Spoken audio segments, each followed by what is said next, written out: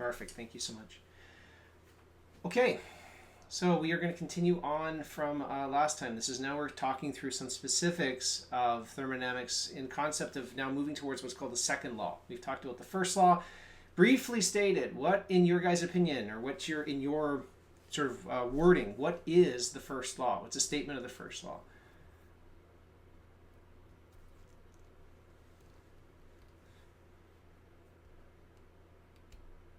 Conservation of energy. Yeah. What is the equation? So we really talk about that one specifically?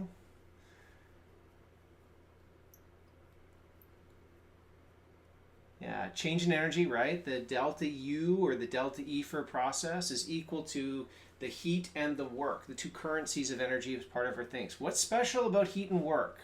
When we talked about these in terms of the system, they get a special name. Heat and work are what kind of variable?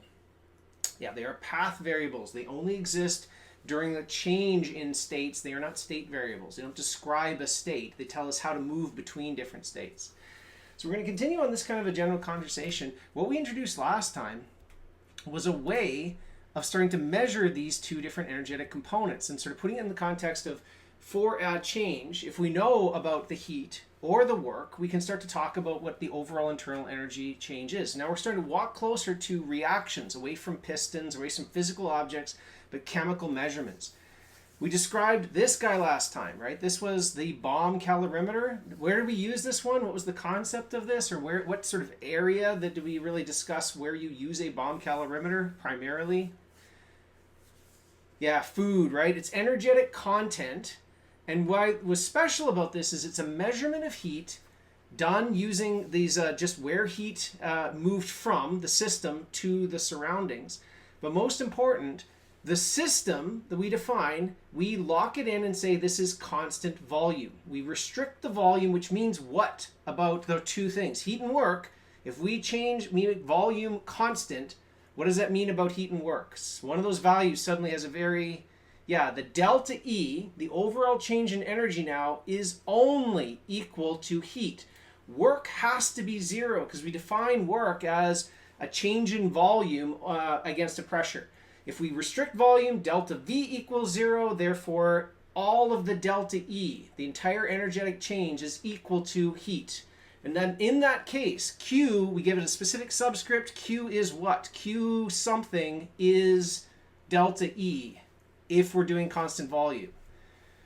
It's QV. It's the heat associated with a constant volume process, right? So the value is, it's nice and simple.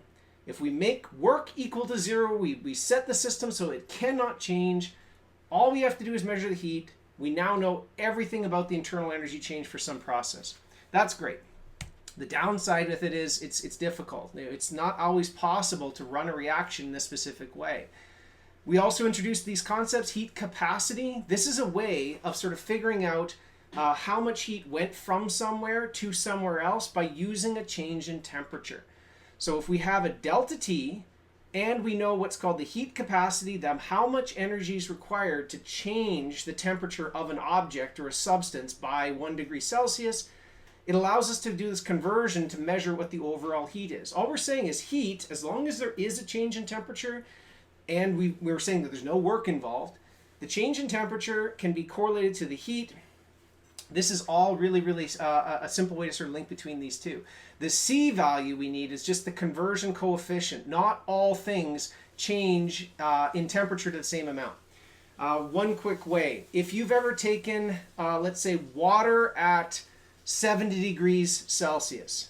70 is relatively hot. If you put your hand in water at 70 C, what happens to your hand? Probably. Yeah, bad, right? You will damage your hand. What if I took an oven at 70 degrees Celsius? The air is 70 degrees Celsius. What do you think happens if you put your hand in an oven? Well, if you left it there, not good. But I mean, if you physically took your hand and just passed it into an oven at 70 C versus putting hand in water at 70 C, they can be at the same temperature. Your delta T is the same, right? Your temperature versus there. The difference between the two is the heat capacity of air is much lower than the heat capacity of water. So even if it's at some temperature, 70 C, your delta, where you are, water can actually give up a lot more heat. It has a lot more heat contained in it for every change in degree. You guys should remember that the common heat capacity for water in terms of joules is what number? If we wanted to talk about the molar heat capacity, or sorry, the specific heat capacity of water, it's a number you guys, 4.184. That's a standard point. So we're saying for every gram of water, if we're going to change it by 1 degree Celsius, it takes 4.184 joules. Gases are much lower than that, so that delta T is smaller. The energy content is different depending on different pieces. Now we split these off. We say that heat capacity is extensive, molar heat capacity, and specific capacity is intensive. Why? Why do we have that differentiation between the two? Yeah, one is a ratio. Heat capacity is just this value. It's how much heat per thing, per object. Bigger object will have a bigger heat capacity. Molar heat capacity, we're taking that value, the C, and we're normalizing it per mole of that substance, so per mole of water. Specific heat capacity per gram of water. C could be just heat capacity of water, for example, in our last example, in the calorimeter. A calorimeter can have a C value for that calorimeter. A bigger calorimeter will have a different C, but if we normalize it, take the specific heat of the water that's involved in it, now it becomes an intensive variable. The last one I want to make sure that we really put a point on here. The system in a calorimeter is the object where stuff is happening. The surroundings, where the energy is being transferred to, generally is the bath around it, and that's usually where the delta T is being measured. When we talked about the candy bar, the reaction happens inside our pressure vessel. Energy leaves the pressure vessel. So the sign of Q for the system is what? System is not changing volume. The sign of Q will be negative because it's leaving. The sign of Q for the surroundings is what? Positive. The delta T for the surroundings is what? If we're adding heat to the surroundings, delta heat for the surroundings, positive, right? The measurement we typically make from a calorimeter is from the perspective of the surroundings. We're standing back and watching what happens around it. We then have the opposite sign, same magnitude for the system. So in this last time, we saw that the delta T was, let's say, plus 7 degrees. That means that the heat that was lost went into that surroundings. The value is negative for the system, okay? So that was our value we calculated through. This is how we can say that for some difference in temperature between the two, in this case, a difference in temperature of 28 degrees C, this can be what we use to calculate the energy content for some material. Okay, now, it is not always easy to run a bomb calorimetry experiment, right? Basically, we're restricted to have to lock up the whole experiment inside this pressure vessel that does not change volume. If we wanted to look at, like we were saying, why this becomes valuable is we're assuming that what happens of how that candy bar burns is the same kind of reaction as what happens when I eat the candy bar. That's a pretty good model in that case, but not all reactions can be put into that sort of same bucket. And the other thing too is that there are some reactions that don't have a very large change in volume. So for those cases, we have a second way of doing calorimetry. It is under constant pressure conditions. So the nice thing here is these are much easier to run. They don't require this crazy bomb. We're instead of saying that the volume is going to be constant, delta V is 0, we're saying that the pressure is constant. The reaction is happening against a constant external pressure. So what does this mean in this case about work? Is work 0 under these conditions? We're running it against a constant external pressure. Yeah, work is not going to be 0. We're holding it, P external is constant, but we have the possibility of having something that work equals negative P external delta V. If delta V is very large, there will be a lot of work that's involved in it. So usually this kind of a setup, we choose reactions where delta V happens to be a small value. As long as it's close to 0, we're saying that the heat that we measure in this case, it's not going to be perfect. It's not going to be like the QV value, but it's good enough for a good approximation. The typical calorimeter we use here, this is what's called a coffee cup calorimeter. People may have run this one before in your other labs. Usually you probably did a lab like this where a hot piece of metal was dropped into water at a temperature. And then from there, if you think about that, hot metal into water, is there a large change in volume just by having metal cool down? Right? If I take a bar of metal at some temperature, drop it into water, is there a huge delta V that's involved in that? No, everything has the same volume. The metal might move a little bit in terms of, different temperatures. It might shrink or expand. As long as we're not boiling the water, it's not going to have a huge thing. So that is a good example of where a type of system that works pretty well to do a heat measurement under these conditions. Carmen.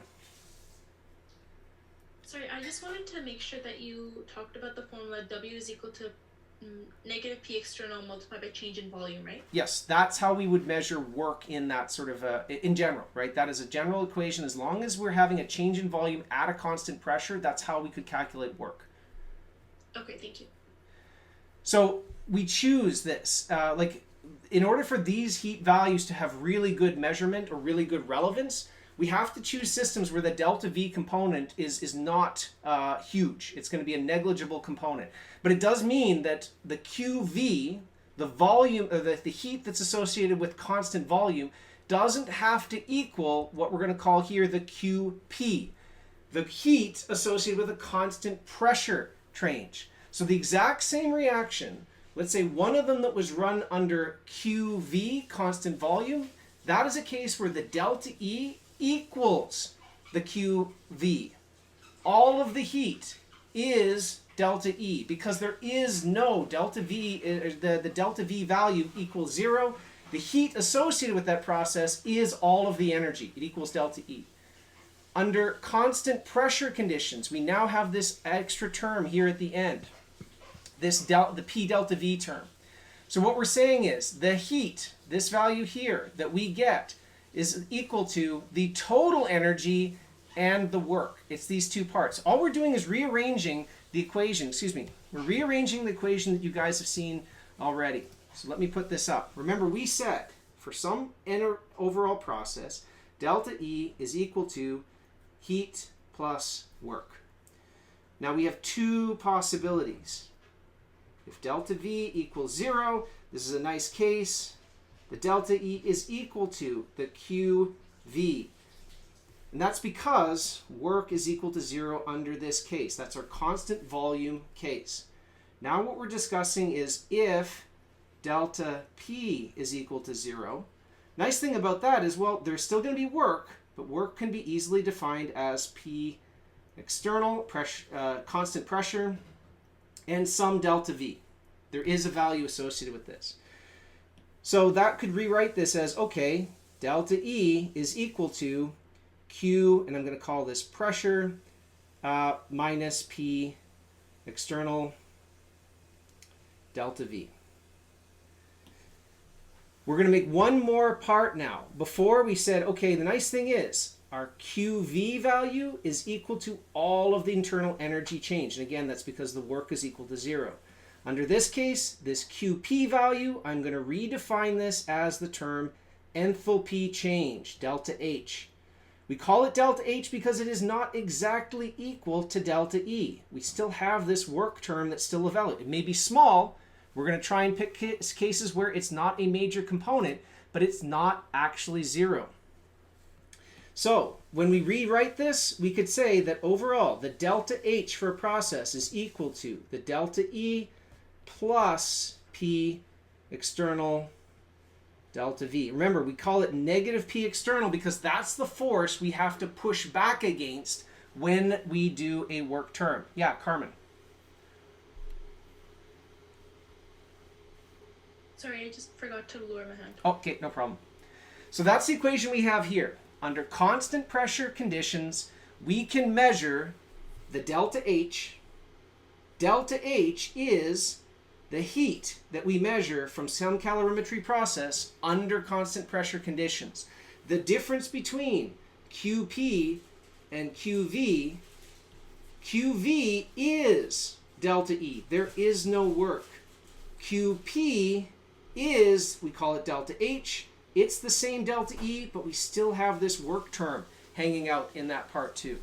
There still be some work value. And if this was expansion, that work value would be negative. Generally, delta H will be smaller than the overall energy delta E, as long as it was an expansion or there's a positive delta V that's associated with it, right? It's the sum of the two.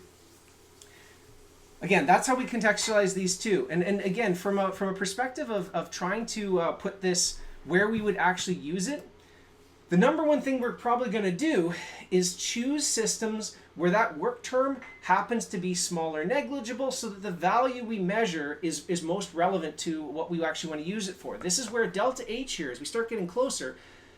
Now what we're talking about primarily in this delta H, this heat value, we're actually measuring the change as associated with bonds changing in these reactions. This is where we get to use this live, is because the delta H, typically if you think about like energetic components, this is our best measurement for changes in energy that used to be stored in bonds. As we do reactions, we tend to liberate energy by breaking bonds, and we have to use energy to form bonds, to forge the two. So it's this delta H can sort of be a general kind of overall sum for what happened to the overall bonding for some process, starting from some chemical to going to some sort of product. Okay, now, quick poll. If we had this new variable, we call it molar enthalpy. These are our units. What do you think this is? Extensive, intensive, constant, path variable, process variable? How would you best describe this quantity we just called delta H, or sorry, the molar enthalpy of a system?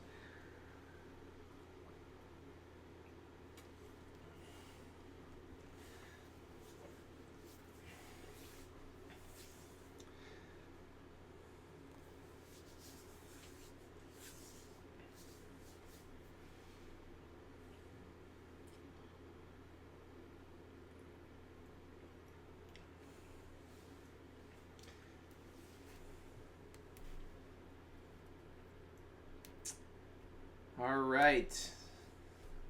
10 more seconds.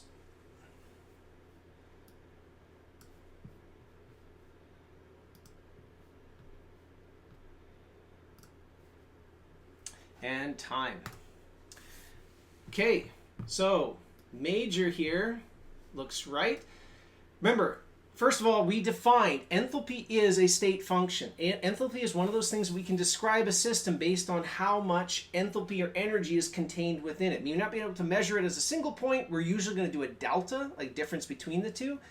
But since it's kind of describing energy contained in bonds, it absolutely is a state variable. It talks about how a system is put together. So it really comes down to, okay, extensive or intensive, right? It's not going to be a constant. Constants means that it never changes, and it will change depending on what system we're talking about. Process variable, path variable, those are talking about changes between the two. So that's heat and work. Those are our big ones that we have in those sorts of cases. So why would it be considered, and I agree with you guys, intensive is the right answer. Why is intensive right? What is the clue if you look at what's going on here? Yeah, molar enthalpy is a clue. Look at your units. It's kilojoules in energy content per mole. If you normalize by the mass, the quantity, the size of a system, we're dividing it and normalizing it based on how big that system is. This is just like density, grams per mole, or pressure, pounds per square inch. The ratio of that value where size is the denominator and a quantity is the numerator, this is how we identify intensive state variables for sure. What's the difference between a process variable and a path variable? Very, very similar. Typically, I think, again, they're synonymous. You can think of them the same way. A path variable, process variable are both talking about something that had to happen during a change in state between the two. We can bin them together. I know there's a definition semantic, but definitely for the purpose of what we're discussing to do, consider them the same kind of a thing.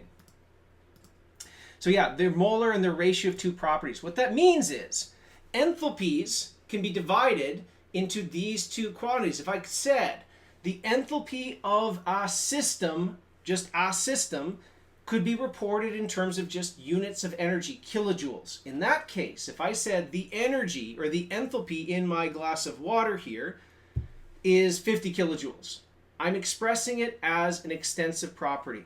My enthalpy of my coffee is a different amount of kilojoules, state function for a point, but still extensive.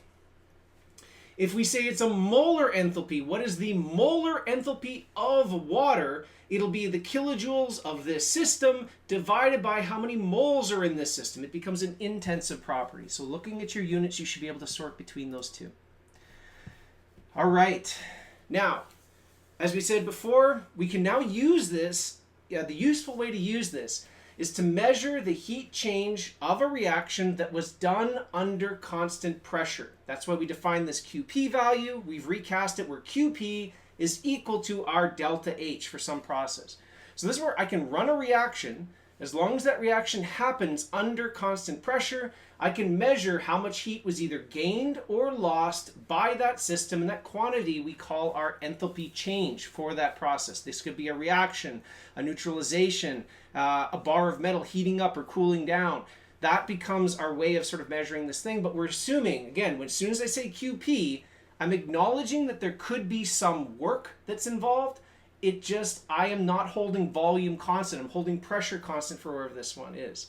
At the same temperature and pressure for both? Not necessarily. It's a process. A process could be something that's happening where a temperature change is happening. We're just generalizing and saying this delta H is how much heat was transferred going from state 1 to state 2. Constant temperature, that might be a case of it, but it doesn't have to be. For example, I could measure the delta H for heating water, right? There's a value to go from here to here. That's two different states, and it's how much energy was required to heat that part up, right? That's just a simple heat transfer there too.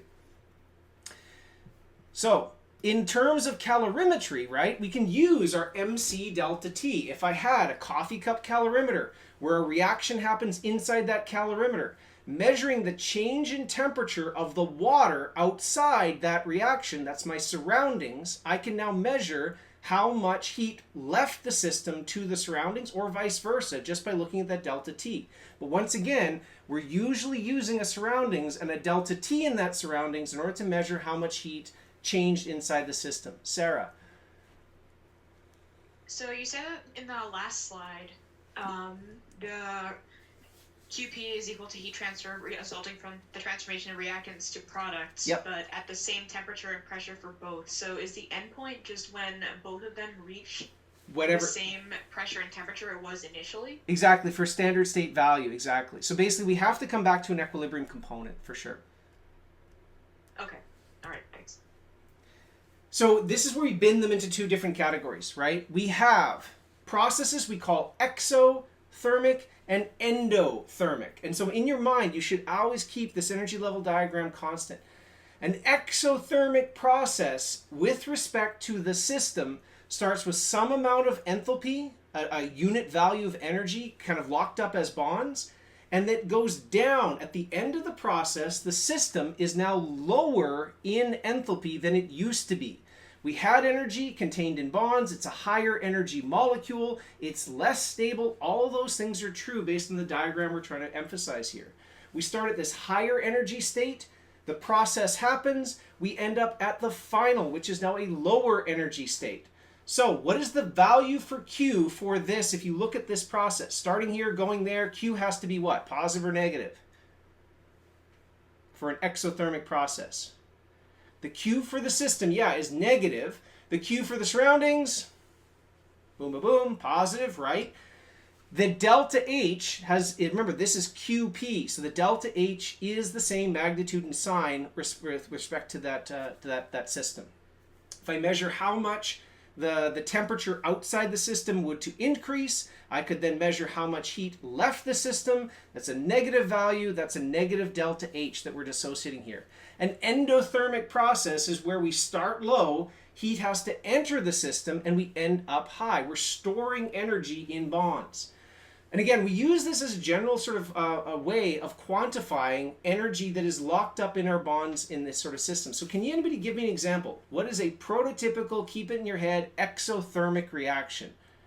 What is it? Something if you had an combustion, heating, explosion is very exothermic. Quick question about all those ones you stated. Are those good things to measure by constant pressure conditions? If I were to measure an explosion, why not? Why is an explosion a bad choice to try and put in a constant pressure Not too much energy. Well, yeah, too much energy. You're probably eating the coffee cup, that's for sure. Does the heat I measure from an explosion, if I had the perfect coffee cup calorimeter that could contain it, wasn't detonated, what's wrong with the energy I measure from an explosion under constant pressure from heat? Yeah, there's a big delta V, right? The heat that I measure from an explosion under that condition would only be a small fraction of the energy. I'm losing a lot more energy as work. So the heat is just a small snapshot of how much energy was actually involved, right? We'd actually want to focus on reactions that are a little bit closer. Can anybody think of an exothermic reaction that doesn't involve eating a coffee cup calorimeter at the end of it? What's something else that you guys might have done that gets hot when you mix stuff together? Is anybody in cold packs? Yeah, acid-base neutralization, that's for sure, right? You mix an acid base, it gets hot. And there's not a lot of change in volume that's associated with that. So that's a really good sort of exothermic process. Yeah, hot packs. Do you guys know how heat packs work? What happens in a heat pack? And again, this is a Canadian-only content type of thing. If you've ever come from the prairies and you've never experienced, a lot of times it's a crystallization. We actually start with a supersaturated solution that when we start the crystallization, it goes from a dissolved supersaturated solution to a solid. We're forming crystals, and as we do that, we actually release the energy that was sort of stored up in that system. That's right. What about endothermic? What's an endothermic reaction you guys might have run into before? Something that gets cold when you try to start it. Well, cold packs, yeah, snapping cold packs, same thing. That's actually a dissolution process too. What else? Has anybody recorded, or can you imagine something else that you put together and it gets cold or needs energy to go? Yeah, melting ice is a good one, right? You're going from a low state to a high state. That's a phase change here, right? And that's a nice thing that doesn't have a temperature change. It just has an enthalpy change in there. Salting ice, same thing. You're promoting a phase change under those ones. Another good one too, photosynthesis, right? Photosynthesis, you start from lower energy stuff and go to higher energy stuff, and we're taking up energy to do that. It doesn't happen unless you put in energy constantly to go to this higher energy state. Good, good, good. Again, I always try to break them back to things that you've seen around here. Yeah, baking kind of counts too. Remember, in the end, the thing you're trying to picture in your head is you're forming stuff where the energy content of what you made is higher than that. It's a little bit more abstract and sometimes becomes something that have to actually sort of contact to measure. So now we've got this general construct, right? We have our term delta H. Delta H is associated with heat changes. We can have exo and endothermic processes. What we need to do now is actually find a way to kind of measure or estimate this. Now, the easy way to do this is, yes, I can set up a reaction. I can, for example, if I have this reaction down here, carbon plus hydrogen plus oxygen could be smooshed all together to make this molecule. Does everybody know what that molecule is? CH3, CH2, OH?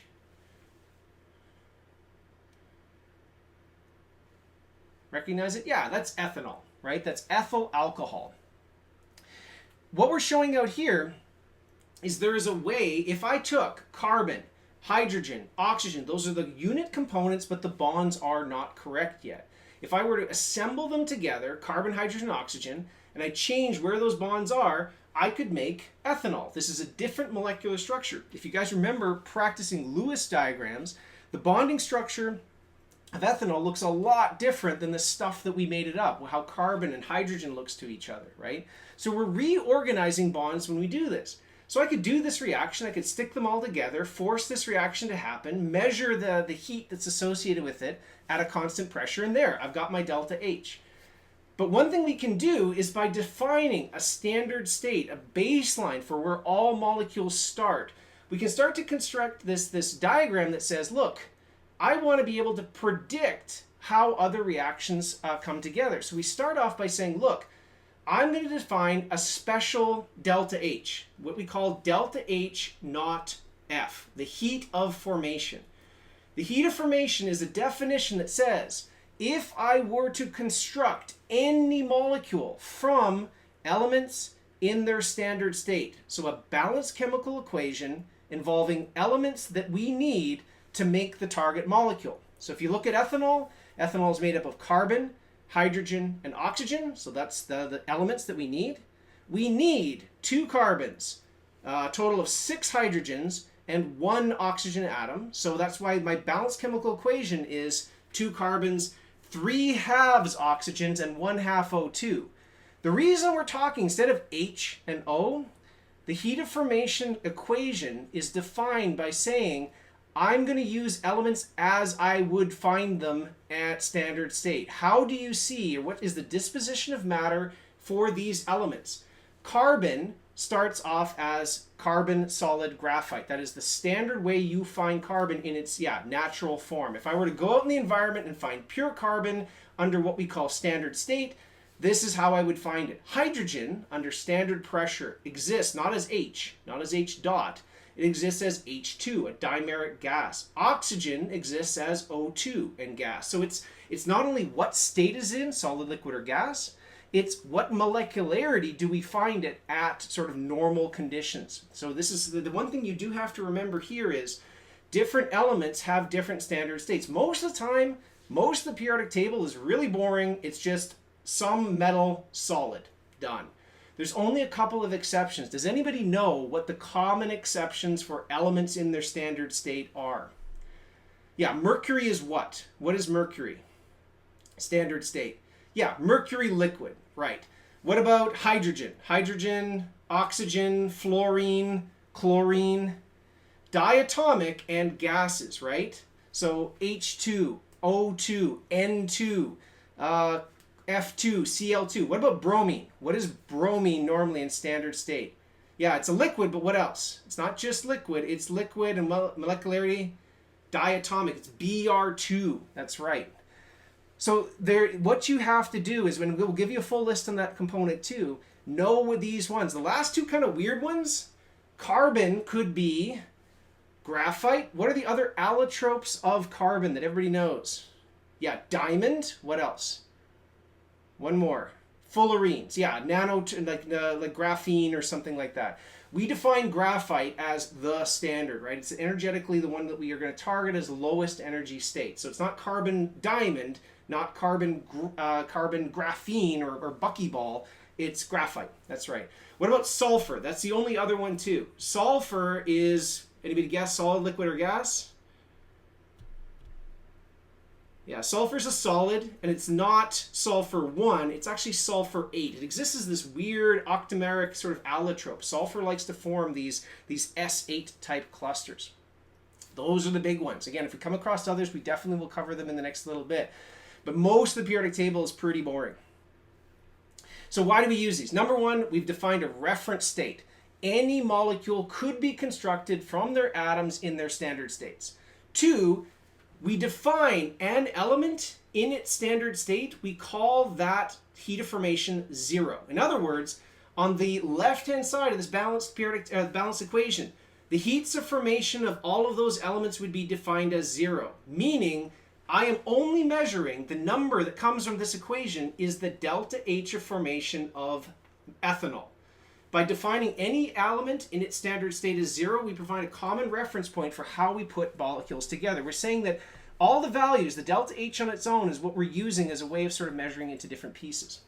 So stated again, this was for a record. The standard state says that a gas must be at 1 bar. A liquid or solid is the pure substance itself. If we happen to be dealing with a solution, we say it's a solute at 1 molar. We're defining these where we sort of generally do. Again, for the purpose of the heats of formation, we're going to be dealing with things as the gas, liquid, or solid in whatever disposition is necessary to define that point. So carbon as an allotrope of graphite, and or sulfur as S8. Okay. One quick note too, if you happen to be looking back at really long ago, we're dealing with gas as 1 bar. It used to be atmosphere long ago. The reason why they did this, there's an SI unit change where everybody said we're dealing with 1 atmosphere as a reference value. And again, this goes back to finding an element in its standard state, which means out in the environment. 1 atmosphere, not quite 1 bar. There's a slight difference between those two. Okay. One quick last note. Standard state does not mean the same thing as standard temperature and pressure. Now again, we will get into this a bit more when we start talking about things like delta G naught and things like that. Standard temperature and pressure are a specific temperature, pressure, value, or ambient is room temperature. We define these as temperature-based values for when reactions happen, conditions where reactions are occurring. Standard state is, again, how you would find it in the environment, which talks about purity of substance, less about what temperature you find it at. But again, it's out in the environment at 1 atmosphere. So, and it's elements in their most abundant one, right? So H2, O2, Br2, mercury is a liquid. Those are the big ones that you're going to run into. Yeah, we mentioned here too, sulfur is graphite, not diamond. Carbon is graphite, not diamond. Sulfur is this S8 orthorhombic one. What this now means is we've got a basis, a common state for all elements that we can start to describe how we put new molecules together from this basis point. It means we can take any single substance and define how we might make it by elements in their standard state. So let's do this piece by piece. If I had to write the delta H, the reaction that would describe the formation of H2O in its gas, in its liquid, or O2, what would these look like? So in the first case, if I was going to write H2O as a gas to make it, yeah, what do I need? Hydrogen and oxygen. Those are your elements. From their standard state, that means I'm going to do H2 and O2. And what are they going to be? Solid, liquid, or gas? Yeah, gas, right? Both of them are gases. Last, how much? I need 2 hydrogens, so that's 1 H2, right? That's a balance. I've got 2 atoms of hydrogen and a half of O2. Now, why do I go to a half? Why do I use fractions? What was the definition about what we're making that I'm allowed to create a balanced chemical, standard state, but what? Yeah, to make 1 molecule of that target. If I'm only making 1 molecule of H2O, I only need half of a molecule of O2. That's the balanced chemical equation to create 1 mole of the target molecule I'm making. I only need 1 oxygen. So, in the first case, I'm going to start with all those guys as gases. I'm going to use hydrogen as a gas, half oxygen as a gas to make H2O as a gas. And it turns out the heat of formation as measured is 241.818. You do not need to memorize these delta H's. Delta H of formations are part of a table which we can look up. These are standard values which have been measured, which allow us to go look up. It's like melting points of different things. It's a property of this. Yeah, we do not use 2 H2s and 1 O2 because you'd make 2 molecules of water. That's not a heat of formation reaction. That's making 2 moles of our product. What's different about H2O liquid? What would be my starting conditions, H2O liquid? What would I need to make it together? Yeah, it's in a different state. That's right. So what do I need? What are my things on the left-hand side of this? Again, yeah, you're right. You're going to have to condense it. But think about it again. If I was just deriving this equation, what would be on the left-hand side of a heat of formation for H2O gas? What do I need to put it together? Oxygen and hydrogen, right? Same 2 things. Not H3O plus and OH, right? Because those are not atoms in their standard state. It's just the elements. You need to put them together. I need H2 and O2. I need 1 H2 and I need half an O2. How do you find H2 and O2? Gas, liquid, or solid? They're all gases. So I'm still going to need H2, gas. I'm still going to need half an O2 gas. And my product of H2 and O2 will be what? In this case, I'm targeting, well, it would be gas again. Remember, this is a theoretical reaction, which means I'm saying all I need on my left-hand side is the balanced elements in their standard state, hydrogen gas and oxygen. And I need 1 hydrogen diatomic molecule and half of a diatomic oxygen. The product then is just going to be H2O liquid. It will form the thing I'm targeting. I can do a phase change because nothing about this equation says anything about a phase change. I don't need on here, there's no way for me to denote there needs to be a phase change. What will be different between the top one and the bottom one in terms of the quantity of your delta H? Do you think it'll be bigger or smaller? Okay, so we got 1 vote for less. Why might it, okay, so think about that. Why might it be little? Why might it be big? Remember, when you're doing this, you're slamming it together. Is this a delta H of formation? Am I talking about an exothermic process or an endothermic process? If I have a negative delta H of formation, what's happening? Where's the heat moving? Yeah, this is exothermic. I'm going from some high energy state, atoms floating around here, and I'm going down to some other state, the water formed together. It means I'm losing heat in this value. So let me quickly diagram this out. If I started with this bar, and up here in this cloud, I've got H2 gas, and I've got 1/2 O2 gas. This is my energy axis over here. So I'm starting up at some high energy, right? 1/2. Next, I'm going down in energy to H2O gas. And we measured that. It went down in energy, and we got out negative 241.81 kilojoules per mole. Okay. Now on this axis, on this graph that I've just created, where do you think water as a liquid will sit?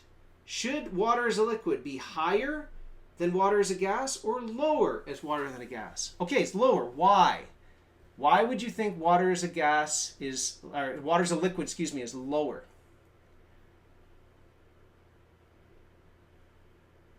Totally agree. Yeah, gas has more energy than liquids. If you go from a gas to a liquid, what do you have to do? You have to pull energy out. That's right. So if you just looked at a process starting from here and we go down to here, let's say water as a liquid, our expectation is, well, that's cooling. This should be an exothermic process. I'm expecting the delta H for, what would that process be called? If I went from a gas to a liquid, what do I call that? There's a name associated with that. Yeah, condensation. I expect the delta H for condensation to be a negative value. It is going to be an exothermic process, which means my expectation, if I started from the same atoms in their same standard state, this value will be what? Bigger or smaller?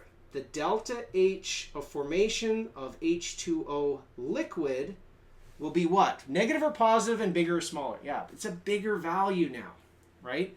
Because there's two things that are involved. We're making bonds and we're cooling it down. The magnitude must be larger, but it'll still be a negative value.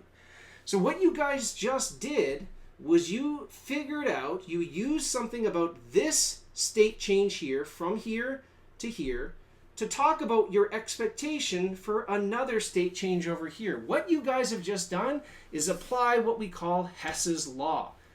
This is why atoms, or this is why these delta H values, that state functions are so powerful, is because you don't need to know exactly what that sort of gap is. The gap that we talked about from water as a gas to water as a liquid, we know that it's going to be lower in energy from our expectation that water, the condensed phase, is going to be lower in energy than the gas. Great. And if we were to measure these two heats of formation, water, H2 and O2 to make gaseous water, negative 241. H2 plus O2, same starting states, same amounts, but now making water as a liquid, negative 285, lower and bigger magnitude. What does this mean? If I asked you, given these two, what is the delta H of condensation? What is the value of that? How would I calculate it based on this information we have now?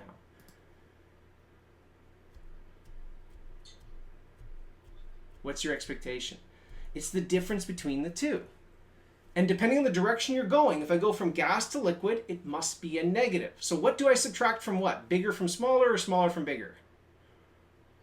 Yeah, it's the difference between negative 285 and negative 241, which is going to be some negative value. Bad math says about 30, 35, 40-ish, right? We've measured the heat of condensation by using two heats of formation. If I can measure the heat of formation of two objects, I can now create a reaction between any two other states and measure that value. That's why we use heats of formation. We know something about these two states. We don't know this one. Transitive property says I can calculate it because it's part of a thermodynamic cycle. It's part of an overall process that says this is how these things are related to each other. And it's all possible because I have these elements as their reference state. I'm relating both this transformation and this transformation to a common reference state. And that means I can solve for the unknown value between the two. Okay? Last one. Sorry, there was a question. I think somebody came off mic. Does anybody have a quick question? You.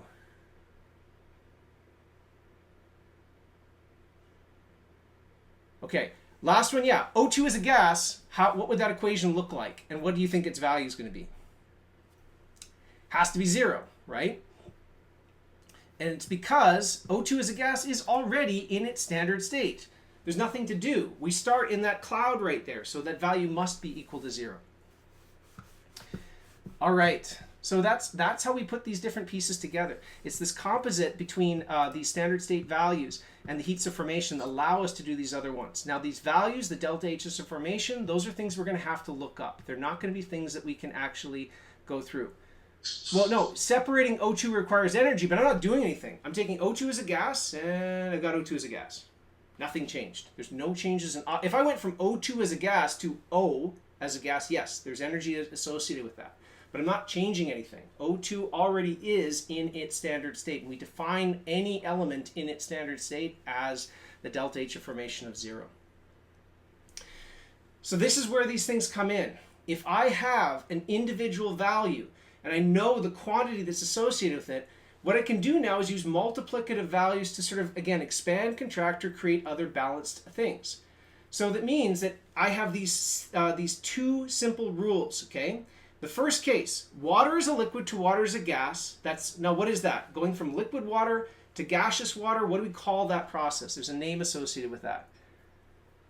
That is evaporation. Yeah, exactly. So if I'm going to evaporate something, notice the delta H for evaporation is a positive value. What does that mean? Endo or exothermic? Heat in or heat out?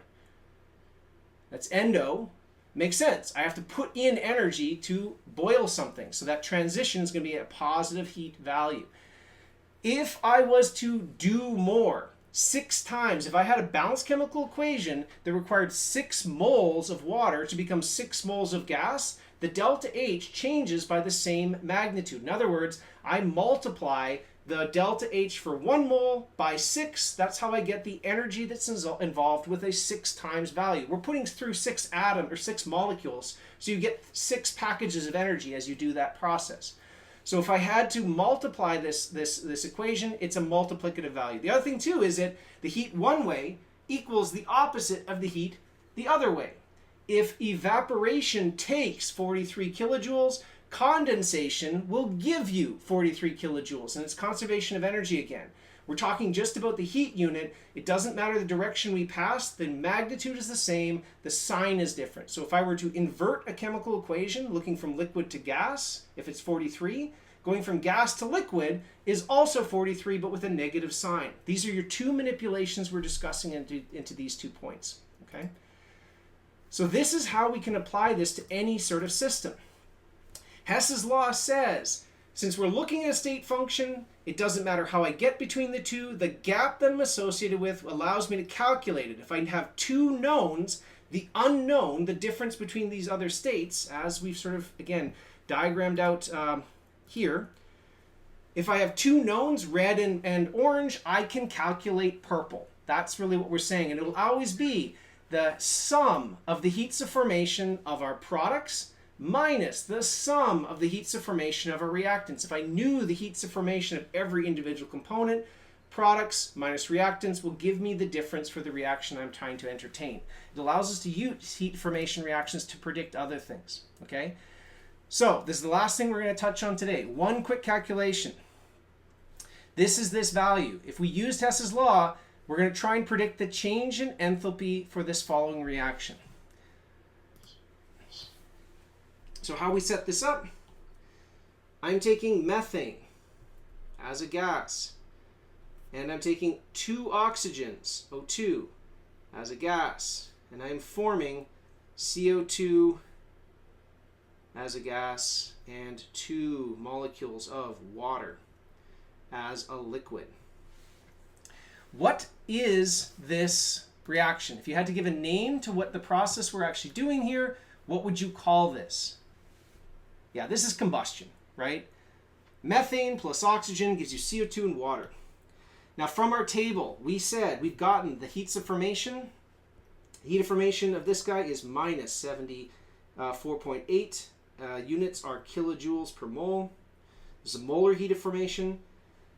CO2 minus 393.5 kilojoules per mole. And water, for 1 molecule, the molar heat capacity is minus 285.8, again, kilojoules per mole. This one is what? O2? Goose egg. Nothing, right? It is a molecule in its standard state. So how I would calculate this? The delta H of, in this case, combustion,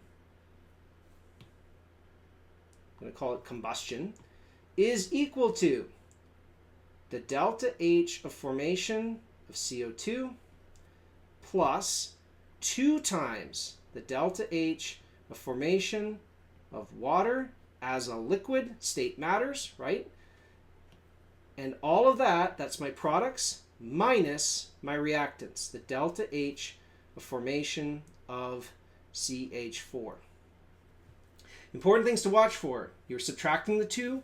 Watch your signs. Make sure everything you do are terms where you're not just sort of subtracting one of the multiple ones. Remember, it's the sum of all the products, the sum of all the reactants. Summing this all together, I get, if you were going to write this part out, it's minus 393.5 plus minus, well, 2 times negative 285.81. That's my starting materials, minus just our, that's our products, minus our starting materials, minus 74.8. This comes out at minus 890.3 kilojoules per mole. Now there's 2 things I want to point out here. When I say per mole, what am I talking about? Per mole of what? What am I discussing? If I say per mole, yeah, of reaction. What we're saying is when 1 mole of methane reacts with 2 moles of oxygen, I make 1 mole of product and 2 moles of water. I'm not saying per mole of water. I'm not saying per mole of CO2 per se. I'm saying that when this balanced chemical equation turns once, when all of this stuff in its balanced equation makes all of this, here is how much energy I get per sort of turnover, is a great way of describing it. Next thing, we just talked about this as a combustion. What if I did this whole equation and this value came out as a positive value? What would that tell you?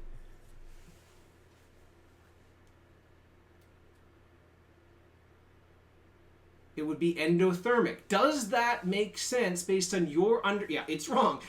Does that make sense based on your understanding of the chemistry we're talking about? It's an exothermic reaction. No, exactly. So the point being, always keep your head on. When you're doing these calculations in your formula, if the numbers don't make sense based on your understanding, take a step back. Make sure that you've got the proper sort of terms as grouped. Most common thing I see is if there were multiple terms over here, somebody will do this negative cancellation, and then everything after it, they forget that it's the sum of all these different parts. But yeah, stop and do a quick sort of gut check on, does this number in terms of its magnitude and its sign make sense for what we're sort of discussing.